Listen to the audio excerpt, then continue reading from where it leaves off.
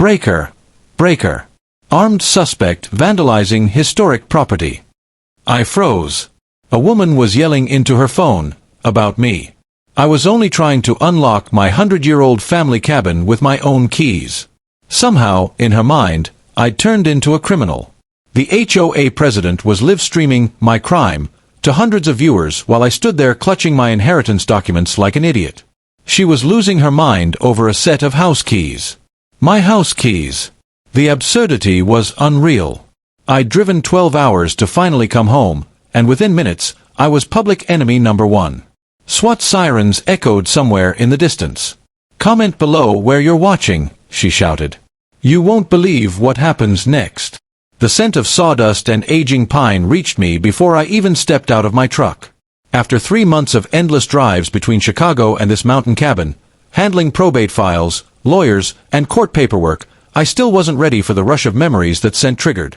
My grandfather had built this place himself in 1920, and every summer of my childhood had been spent here learning to whittle, fish, and listen to his stories about early Pine Valley.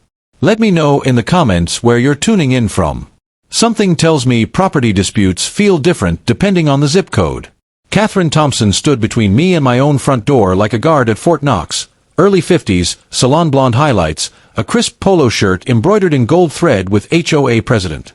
Her phone had been recording since the moment I turned into what should have been my driveway, notifications pinging so fast they blurred together. Sir, I need you to stay calm while we clear this up, said the SWAT team leader, his body cam blinking red in the afternoon light. He was clearly a veteran, someone who'd seen enough genuine emergencies to recognize suburban hysteria when he saw it. Ma'am, he continued, your initial report described multiple armed suspects. I'm only seeing one man with what looks like legal paperwork. Officer, this individual is attempting to break into our community heritage site, Karen shot back, her voice carrying the confidence of someone who'd chaired too many neighborhood meetings. We have records confirming this property was donated to the Pine Valley HOA for preservation. I reached into the passenger seat and pulled out a manila folder. Inside, my grandfather's death certificate dated 3 months and 2 weeks ago, probate documents with official seals, and property transfer forms with my name printed in block letters. All verified, notarized, and filed with the county clerk. These documents appear current and valid, the officer said, flipping carefully through each page. Do you have anything confirming HOA ownership, ma'am? For a brief 3 seconds, Karen's confidence cracked. Then she straightened and pointed at her phone. That paperwork is in process. This is an emergency action to stop the destruction of a historical landmark. What paperwork? I asked. My grandfather never donated this place. He left it to me, in his will. Her phone buzzed again, her viewer count now over 1,200. She wasn't talking to me anymore. She was performing for her audience, turning a private legal matter into a viral episode. The absurdity of it hit me. I was simply claiming my inheritance, yet I'd become the villain in someone else's reality show. The officer checked the footage from his body cam. Ma'am, in your 911 call, you claimed you saw weapons. Can you show us what you thought was threatening? Karen rewound her video and tapped the screen with one manicured finger. Right there. That metallic object catching the light. It looked dangerous. The officer leaned closer, then looked down at the keys dangling from my hand. Those appear to be standard residential keys, ma'am. Karen started to protest, then fell silent when he lifted the key ring and let it jingle softly in the quiet air. 25 minutes later, the SWAT unit packed up their gear, professionals who'd just spent their time defusing what turned out to be a toaster instead of a bomb. They left behind yellow caution tape draped across my porch railings, not as evidence, but as a polite boundary reminder while we sorted out ownership through legal channels. I sat on the wooden steps my grandfather had built sometime in the 40s, watching Karen pace along the property line, narrating every movement for her live stream audience. The whole thing felt surreal. 3 months ago, I'd planned to retire quietly here after losing my wife.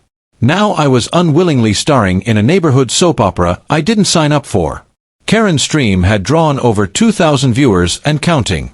The comments had split into camps, some demanding my arrest, others questioning Karen's claims, and a curious few asking about the cabin's real history. That last group got my attention. I realized I couldn't answer most of their questions. My grandfather had focused on teaching me how to live, not on recounting dates or documents. I knew he built this cabin by hand, that it had stayed in our family for more than a century, and that he'd wanted me to have it. But beyond that, the details were a mystery. Its role in the town's early growth and its possible historical value were blanks in my understanding that suddenly felt crucial. As the sun sank behind the pines, Catherine ended her live stream with a tight, polished smile. "Don't worry, everyone. Phase 2 begins tomorrow." I locked up the truck, looped the chain twice around the gate, and spread my paperwork across the kitchen table beneath the same lamp that had lit 4 generations of late-night choices. Sometime between midnight and dawn, a thick manila envelope appeared on my windshield, taped down so thoroughly it could have survived a storm. Across the front, bold red letters read, "Emergency Structural Violation Notice." The smaller print beneath it drained the warmth from my coffee. Inside were photos showing my cabin support beams cracked, splintered, and apparently on the verge of collapse. I walked the property line with the notice in one hand and my phone in the other, snapping tight frame shots of each suspicious area. Fresh metal shear marks gleamed along century-old wood. Silver scoring at the beam's base hadn't even begun to rust. Mortar smeared wet under my fingertips while the rest of the joints remained aged and sun-hardened. In frame 07, a blade groove cut sharp across the grain. Frame 12 revealed mortar from a different batch and color entirely. None of this came from time or weather. It was sabotage, done overnight, cleaned fast, and executed with professional tools to simulate an emergency. By morning, Catherine had transformed the cabin's entrance into something resembling a legitimate historical preservation site. Temporary signage guided passers-by to a folding table dressed in glossy brochures labeled Pine Valley Historical Preservation Society. The typeface and heavy cardstock mimicked official government paperwork. 2 middle-aged women, both in matching polos and laminated name tags, handed out flyers to the growing circle of curious onlookers. It looked polished, convincing, a community-driven effort staged with theatrical precision. The violation order demanded full compliance within 72 hours or immediate demolition by county authority. The deadline was intentionally impossible for real construction work, permits, inspections, materials. None could be arranged that quickly. But it was perfectly timed for someone looking to corner me into surrendering the property before I could respond. I started cataloging everything. Each scrape, each wet patch of mortar, every unweathered mark went into my phone's photo archive, evidence that would matter later. By noon, I noticed something new, high-end surveillance gear mounted on 3 trees surrounding the cabin. These weren't consumer-grade security cameras from a hardware store. They were commercial units with motion sensors, infrared capability, and wireless transmission antennas, the kind of tech you'd expect at a government site, not a volunteer heritage project. The volunteers smiled and handed out leaflets, but none could answer a single concrete question about the cabin's real history or its supposed connection to Pine Valley's development. Their responses circled vague talking points printed on their flyers. Everything looked official until you scratched the surface. Late in the afternoon, long shadows stretched across the faux heritage display. I moved closer and overheard Catherine on a phone call behind the booth. Her voice carried the brittle edge of someone under pressure. "Harold, I told you, this preservation project will succeed no matter what. My reputation depends on results. We can't afford to look like amateurs now, not after everything we've invested." Her words reframed everything. This wasn't about saving history. It was about her standing in Pine Valley's social ladder, her credibility, maybe even money tied up in promises she couldn't walk back. The heritage narrative looked more like a cover story for something driven by ego, pressure, and personal stakes. I spent the remaining daylight hours finishing a full photographic record before anyone could act on the notice. Every new angle reinforced the same conclusion: deliberate tampering disguised as emergency preservation. Professional sabotage wrapped in the appearance of civic duty. Still, I couldn't figure out what Catherine's ultimate plan was, or why she'd risk so much faking structural damage and coordinating a full-blown community deception campaign. As night crept over the ridge, the forest blinked with tiny red status lights from the cameras. The air felt watched. The booth was gone, but the countdown on that notice remained. What exactly would happen when the timer hit 0? The next morning, I drove into town. The Pine Valley County Records office occupied a squat brick building seemingly trapped in 1975, its fluorescent tubes buzzing like angry hornets above dented metal file cabinets older than half the residents. The clerk behind the bulletproof glass wore thick bifocals and the resigned look of someone who'd spent decades untangling bureaucratic knots for frustrated locals. When I explained my situation, her eyebrows rose in immediate recognition. "You're here about the Turner cabin, I assume," the clerk said, pulling a thick folder from beneath the counter. "Mrs. Thompson has been in 4 times this month, asking for what she calls clerical corrections and administrative updates to your family's file.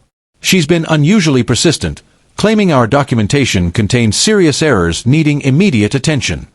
Her tone stayed polite, but the tightness around her mouth betrayed annoyance. Catherine's attempts to pressure the county into rewriting history hadn't gone unnoticed. Spread across the counter, the official records told a straightforward story: 100 years of continuous Turner family ownership. Deed transfers dating back to the original construction. Tax receipts showing consistent payments. Probate filings confirming my grandfather's legal right to name me as heir. Every page properly notarized, every seal intact. No gaps. No ambiguities. She even offered me $500, the clerk added quietly, glancing toward the security camera. Said it was for administrative consulting services. What she actually wanted was for me to correct your file to show community ownership instead of private inheritance. When I explained that altering county records without court orders is fraud, she accused me of lacking civic spirit. That small bribery attempt opened a trail I hadn't considered. I asked for any recent invoices or payments tied to the inspection that supposedly led to yesterday's violation notice. After checking with her supervisor, the clerk returned with documents that made my instincts snap to attention. An invoice from Heritage Preservation Consulting Services, billed to the Pine Valley Homeowners Association, dated the very same day as the emergency inspection. The transaction wasn't random, it was synchronized. The listed company's address traced back to a commercial mail drop, not an actual office. The invoice language was intentionally vague, broad enough to describe anything from fence painting to archaeological restoration. The timestamp of payment approval, hours before the inspection allegedly occurred, destroyed any illusion of coincidence. Digital analysis told an even clearer story. The metadata embedded in Catherine's violation photos showed they'd been taken with professional equipment, during narrow time windows that didn't match her claims of a spontaneous discovery. GPS tags, file creation times, and shutter settings all pointed toward a staged operation, not a genuine emergency. Out in the parking lot, Tommy Wilson caught up to me as I organized the evidence on my truck's tailgate. Pine Valley's veteran contractor, hands calloused, boots scuffed, had worked on nearly every historic property in the valley.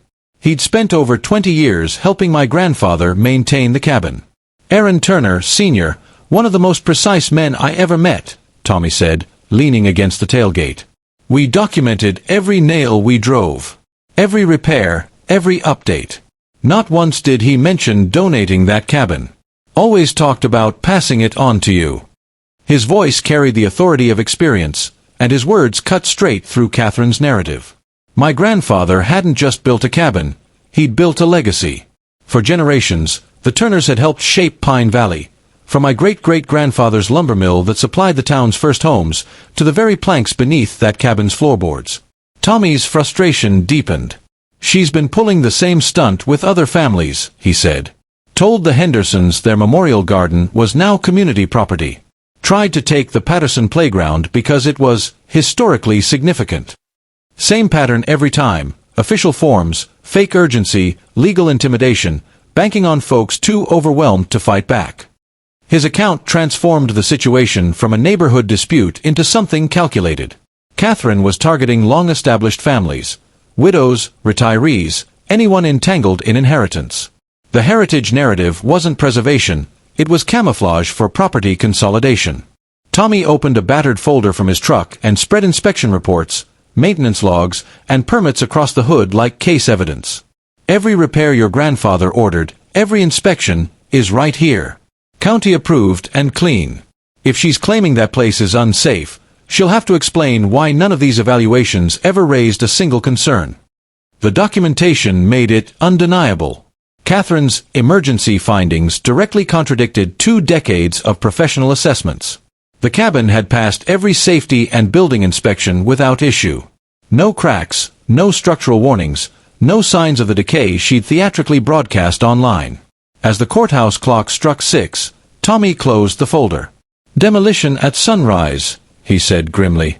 "She's already told half the town your cabin's a hazard." A gust of wind flipped open the back door of a white SUV idling a few spaces away. Papers scattered like startled birds, several skidding beneath my bumper.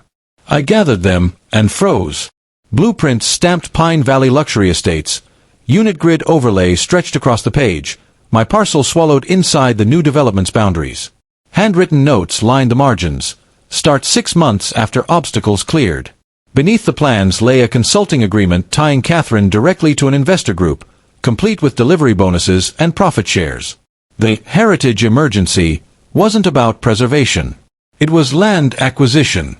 Tommy's headlights followed close behind as I pulled into the driveway, his beams catching on the heritage preservation signs that now looked less like proud community markers and more like evidence tags at a crime scene. "I brought copies of every document your grandfather and I ever filed for this place," he said, lifting a thick folder filled with 2 decades worth of maintenance records, safety reports, and building permits. If Catherine wanted to claim structural issues existed, she'd have to explain why qualified inspectors never noticed them before. The evidence we'd gathered could dismantle her story in any legitimate hearing, but the demolition was set to begin in less than 12 hours. By sunrise, either our documentation would be vindicated, or the roar of bulldozers would erase everything we were trying to preserve. I set the folder on the passenger seat, started the truck, and called the sheriff. The first strike came before I even finished my coffee. 3 freelance clients terminated contracts within hours, each using the same carefully worded statement: concerns about ongoing community disputes. Someone had gone through my entire client list, feeding them lies designed to destroy my credibility just as legal bills were climbing past what I could manage. My phone rang non-stop, voices I'd known for years, regretful but resolute. Each conversation followed the same pattern: anonymous warnings about my unstable behavior and pending legal issues that might tarnish their company reputations. It was precision sabotage, economic warfare with surgical accuracy, mirroring the same calculated cruelty Catherine used on the cabin. By mid-morning, the mortgage company joined in, questioning whether my property's disputed legal standing or unpermitted structural changes might threaten loan security. The caller's knowledge of demolition orders and heritage claims was far too specific for any legitimate inquiry. The financial noose was tightening from every direction. Then came the insurance companies, hinting at possible denials for claims linked to community disputes or non-permitted alterations. The coordination was unmistakable. Catherine had studied my vulnerabilities and launched a full-scale pressure campaign designed to drain my resources before I could fight back. Rebecca Wilson found me that afternoon surrounded by printed termination notices, sitting on the cabin steps where my grandfather once taught me to recognize bird calls. As HOA treasurer, she'd kept her distance from Catherine's theatrics, quietly tracking procedural irregularities that had long troubled her. Her expression told me she'd finally connected the dots. "This crosses every line of acceptable conduct," she said, scanning the cancellation letters that documented my collapse. "Catherine's been twisting HOA rules to justify decisions way outside her actual authority. She's using proxy votes obtained through deceit, holding emergency meetings without proper notice, and approving expenditures that would never survive legal review." Rebecca's analysis laid bare a calculated exploitation of governance systems meant to prevent this exact abuse. Catherine had buried her misconduct in procedural fog, paperwork and loopholes, weaponizing bureaucracy to fulfill her private ambitions under the guise of community improvement. "Maybe I should just quit," I said quietly, staring at the messages from clients ending years of collaboration. "This fight's destroying everything I rebuilt after my wife died. I can't lose both my home and my livelihood over this." Rebecca's reply carried the weight of someone who had seen this strategy before. "That's exactly her plan, to drain you until you can't keep going. She's counting on exhaustion winning before you uncover what she's really doing." Her tone revealed growing fear about what Catherine's influence might do to Pine Valley if left unchecked. As the only board member with access to full financial data, Rebecca had been documenting unauthorized transactions and policy breaches that revealed a disturbing pattern: community resources redirected for undisclosed personal profit. By nightfall, the security truck made another slow pass. I already had the plats and contracts ready. Rebecca arrived with the HOA ledgers. Tommy brought the permit history. We didn't need luck anymore, just a clean paper trail and daylight. The so-called heritage preservation effort was a smokescreen for a high-end real estate play meant to enrich Catherine while gutting Pine Valley's identity. Every meeting, every vote, every appeal to neighborhood unity had been theater, carefully staged manipulation paving the way for the displacement of lifelong residents in favor of luxury buyers. Would you like me to make it slightly tighter for a voiceover, same meaning and tone, but more rhythmic for spoken delivery? Tommy's headlights trailed mine up the driveway, catching the heritage preservation signs that now looked more like crime scene markers than neighborhood pride. I brought copies of every document your grandfather and I ever filed on this place, he said, hefting a thick folder of records, 2 decades of maintenance logs, inspections, and permits. If Catherine claimed structural defects, she'd have to explain why licensed professionals never found them. The file was strong enough to crush her story in any real hearing, but the demolition order meant we had under 12 hours to stop the destruction. At dawn we'd either be proven right or hear bulldozers erase our proof. I set the folder on the seat, started the truck, and called the sheriff. The first wave of sabotage hit before my morning coffee cooled. 3 clients canceled contracts within hours, each using the same phrase about concerns over community disputes. Someone had systematically warned my entire network, timing it for maximum damage as legal costs rose.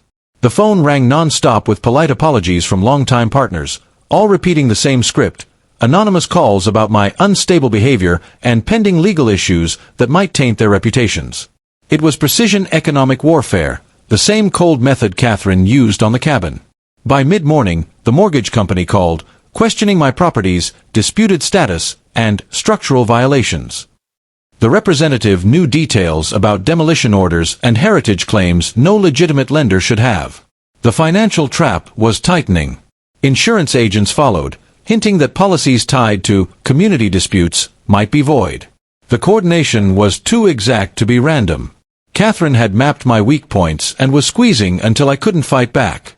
Rebecca Wilson found me that afternoon, surrounded by printed cancellations, sitting on the cabin steps where my grandfather once taught me bird calls. As HOA treasurer, she'd stayed professional through Catherine's tantrums, quietly noting procedural abuses. Her face showed she'd finally seen enough. "This has crossed every ethical line," she said, scanning the letters. "Catherine's been twisting HOA rules to push actions far beyond her authority. Proxy votes gained through lies, emergency meetings without notice, expenses approved through violations that wouldn't survive a basic audit." Her review exposed deliberate exploitation of community bylaws, bureaucracy turned weapon to serve a personal agenda.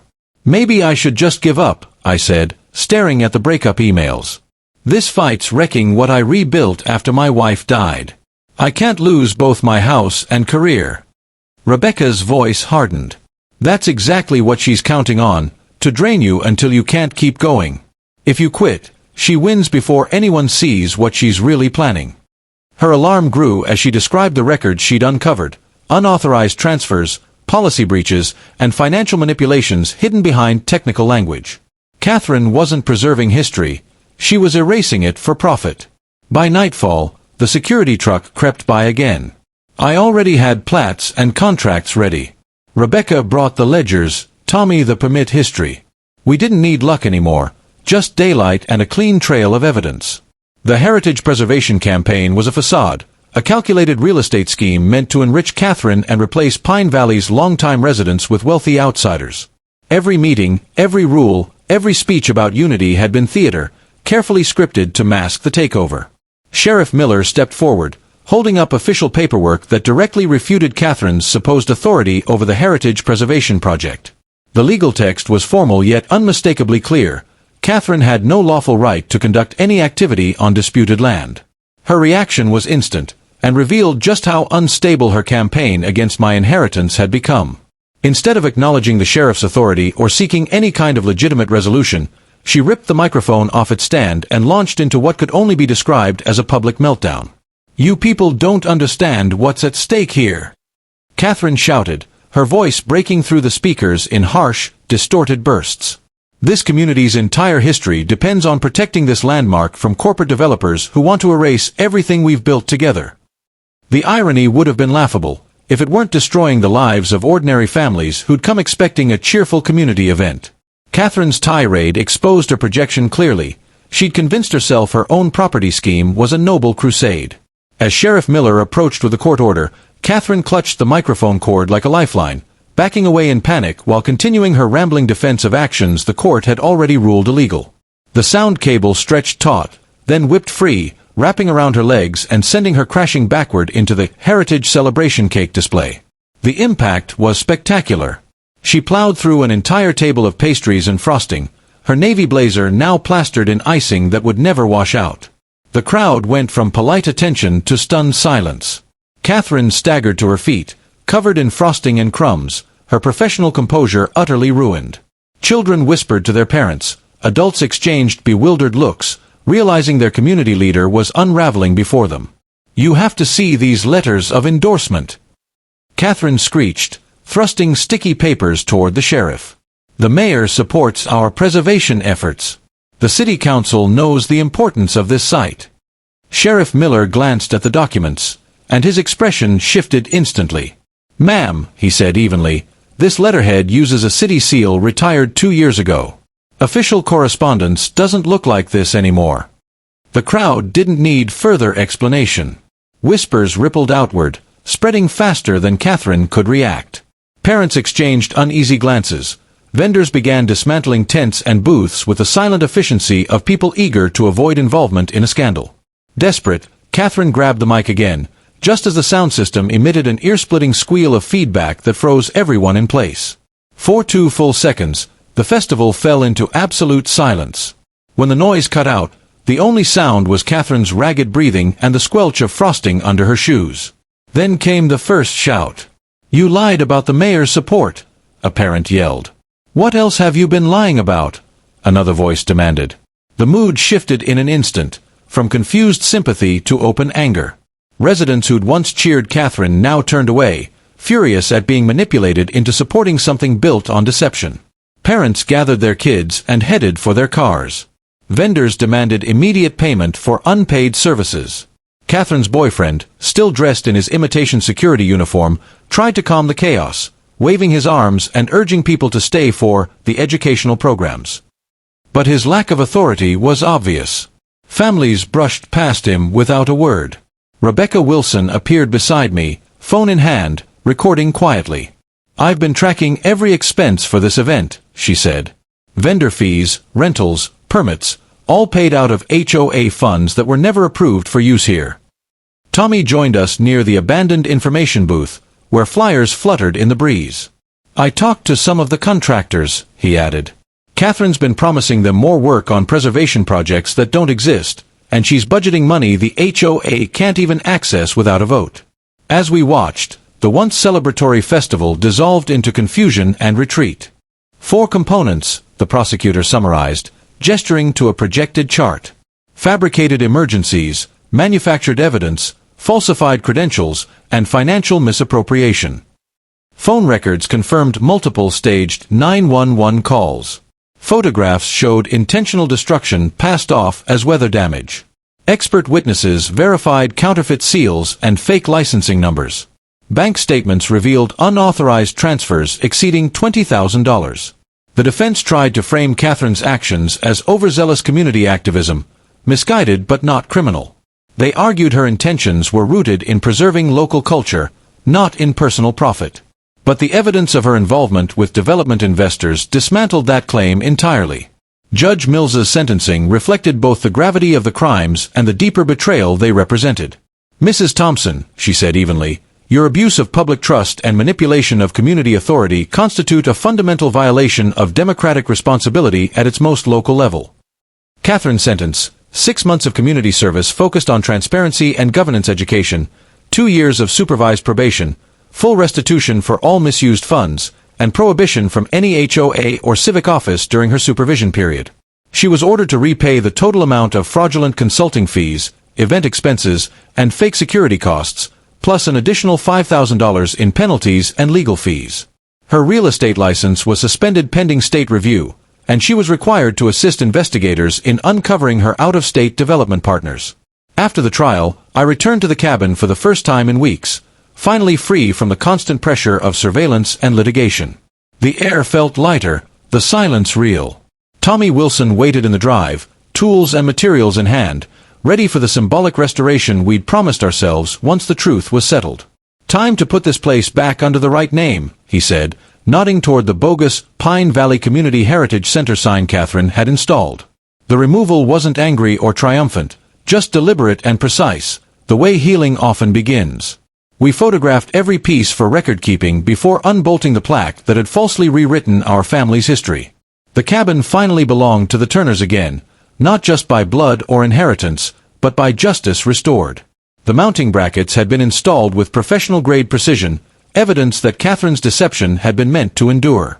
Beneath her counterfeit plaque, we uncovered my grandfather's original cabin marker, "Private cabin since 1920, Turner family homestead." The aged timber and hand-painted letters had been shielded from years of weathering by her overlay, preserving the authentic family sign through months of legal turmoil. Seeing that original emblem hit harder than expected. Catherine's elaborate narrative had nearly made me question my cabin's authenticity, but the craftsmanship of my great-great-grandfather's work was undeniable proof of a genuine family legacy deeply rooted in Pine Valley's early growth, not some convenient story crafted for court. As we tightened the final screws, Rebecca arrived at the gate holding a document stamped and sealed. "The community's vote was unanimous. They've endorsed your landmark application," she said, handing me the certified resolution. That approval represented a complete reversal of Catherine's lies. Where she had tried to use fabricated heritage claims to seize ownership, the community now stood behind legitimate preservation, one that honored both the land's history and rightful ownership. Ironically, her fraudulent crusade had achieved the recognition she'd falsely declared from the start. Tommy's documentation of the cabin's construction details strengthened our application with professional accuracy no fake consultant could rival. His photos captured hand-hewn logs, traditional joinery, and period-accurate features reflecting Pine Valley's early settlement craftsmanship, a time when builders worked for generations, not seasons. Rebecca explained the board's new reforms: mandatory financial audits, community approval for spending above $500, and strict term limits for all officers to prevent any future power abuses like Catherine's. Those measures would safeguard the HOA's integrity while protecting neighborhood autonomy.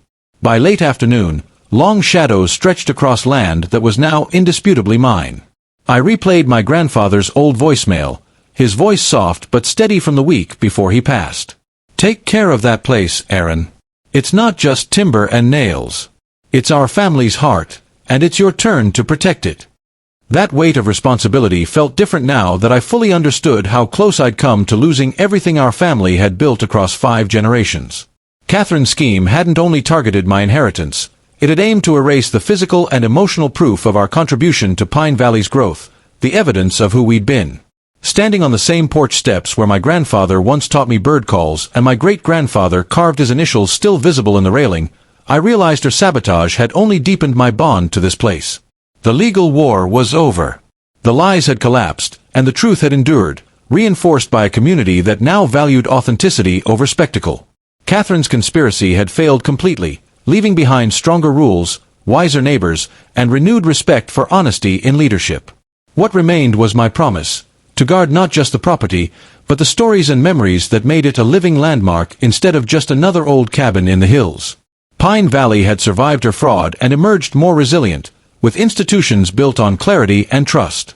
The question now was how to preserve that strength for future generations, rather than slipping back into the complacency that had allowed deception to thrive. A year later, the cabin finally functioned exactly as my grandfather envisioned. The porch had become a gathering place, hands-on lessons in woodcraft, stories traded over coffee, and laughter that carried down the hill. What began as a legal formality had turned into a standing tradition. The first Saturday of every month, open tables of tools and photographs, a coffee urn that never emptied, and a glass jar for memory notes scrawled on index cards. By mid-morning, the porch buzzed with quiet industry.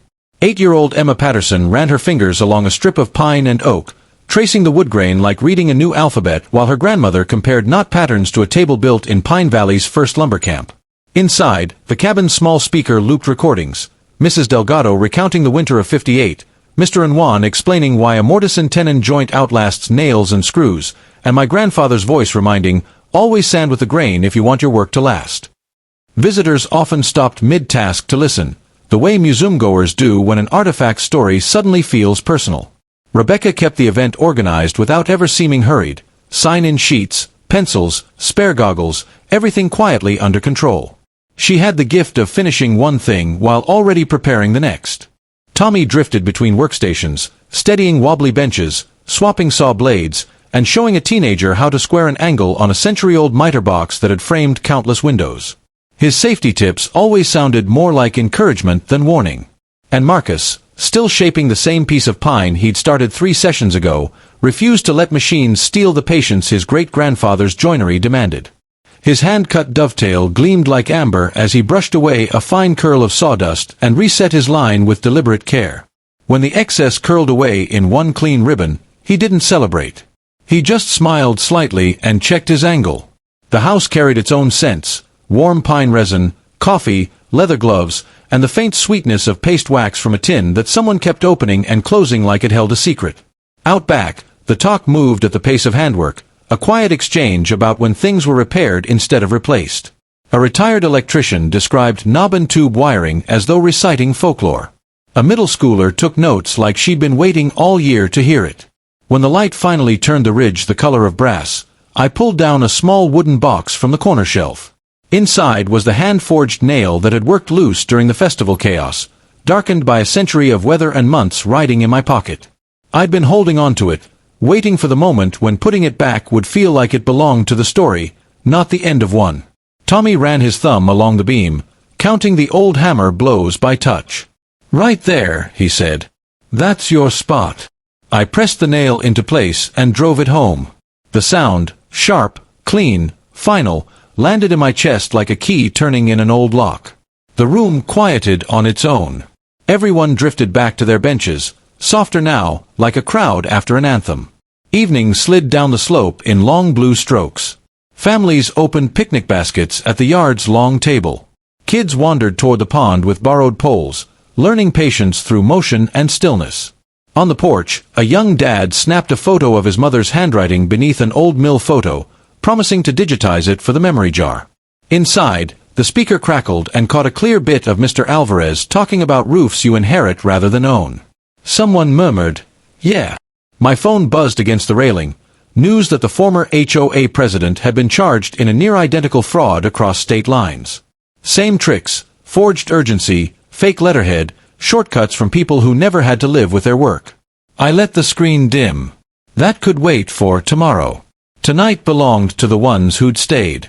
A cheer rose from the pond when a bobber dipped and ran. 2 kids argued about who'd set the hook and settled it the easy way. One held the line, the other worked the net, both grinning like they'd won something that mattered. Their laughter bounced off the trees that had been watching scenes like this for 100 years. I made one last round of the porch, checked the latch on the tool chest, and looked up at the beams my great-great-grandfather had notched with patience instead of a nail gun. We'd added new braces where the code demanded and ran modern wiring through the old paths, safety woven into tradition. The cabin felt strong but still human, which was the point. People packed up slowly, the way you do when leaving means something. Emma tucked a curl of cedar shaving into her pocket like a keepsake. Marcus slid his dovetail into the practice socket, nodded, already marking his next cut for next month. Rebecca left a neat stack of cards from the memory jar, names, dates, and even a recipe for sawdust filler I'd never seen. Tommy locked the gate and tossed me the key like he'd been doing it forever. When the final car's taillights disappeared around the bend, the cabin exhaled. You can hear it if you've lived with a place long enough, the small shifts of air inside cooling wood, the gentle knocks you stop mistaking for ghosts. I sat on the step where my grandfather once taught me to listen for trout feeding at dusk and let the evening settle. Mission complete. "Grandpa," I said to the trees, because that's where the important words always went. The place is safe. The work is honest. The stories will keep moving, quietly, the way they should.